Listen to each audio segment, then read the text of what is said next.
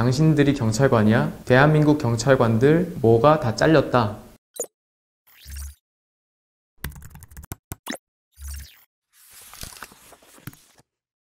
안녕하세요, 김변입니다. 오늘 제가 소개해드릴 사건은요, 폭력 사건이에요. 피고인이 범한 범죄가 세 가지가 있어요. 첫 번째로는 허위 살인 신고를 경찰에 했어요. 과일 가게 앞에서 살인이 났다 라고 전화를 걸었어요. 그래서 경찰이 출동을 했는데 무려 경찰이 8명이 출동을 했고 순찰차가 4대가 왔어요. 큰 소란이 벌어졌죠. 이분이 현행범으로 그 자리에서 체포가 되었습니다. 위계에 의한 공무집행방해, 공무집행방해죄 최대 형량은 징역 5년입니다.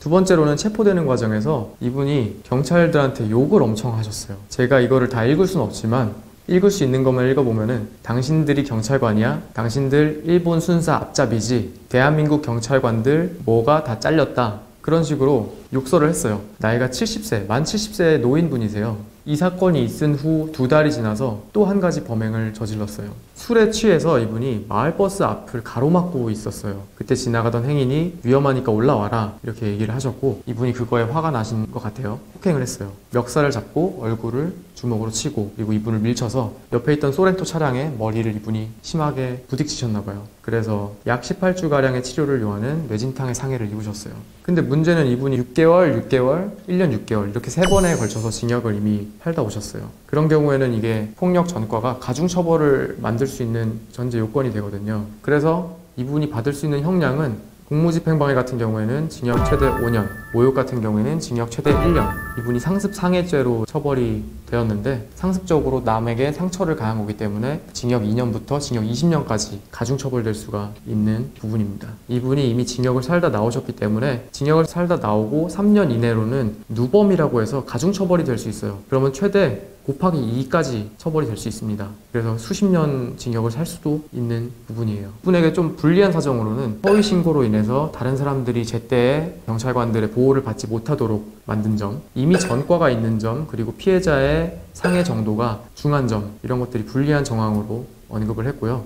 유리한 정황으로는 사실 유리한 정황이 몇 개 없었어요. 이분이 반성을 하고 있다는 점과 피고인의 연령, 직업, 성행, 가족 관계 그런 것들을 종합적으로 고려를 했습니다. 결과적으로는 형량이 2년이 나왔어요. 최소로 나온 거예요. 왜냐하면 제가 아까 말씀드렸다시피 상습상해죄 같은 경우에 최소 2년, 최대 20년인데 상습상해 하나만 두고 보더라도 2년이 최저 형량인 거죠. 그래서 굉장히 형량이 작게 나온 케이스라고 보고 있습니다. 그 이유를 제가 생각해 봤을 때 한국에서는 형량이 100년 이렇게 나오지가 않습니다. 한국 같은 경우에는 여러 범죄를 동시에 저질렀을 때 경합범이라고 불러요. 그 여러 죄 중에 가장 죄질이 중한 것, 가장 형량이 센 것 하나를 기준으로 해서 그 하나의 형을 부과합니다. 그렇기 때문에 아무리 많은 죄를 저질러도 이 사안 같은 경우에는 상습상해죄라는 것, 가장 큰 범죄 하나를 기준으로 판단을 하기 때문에 다른 나머지들은 더해지진 않는 거예요. 하지만 고려는 되죠. 그렇기 때문에 일반인들이 보시기에는 형량이 너무 적은 거 아닌가라는 의문이 들 수 있는 그런 사안 중에 좋은 예인 것 같아요. 이 사건을 개별적으로 하나 저지르고 징역을 가시고 또 하나 저지르고 징역을 가시고 하셨으면 분명히 2년보다 길게 나올 수밖에 없어요. 네, 그럼 여기서 김변의 솔루션.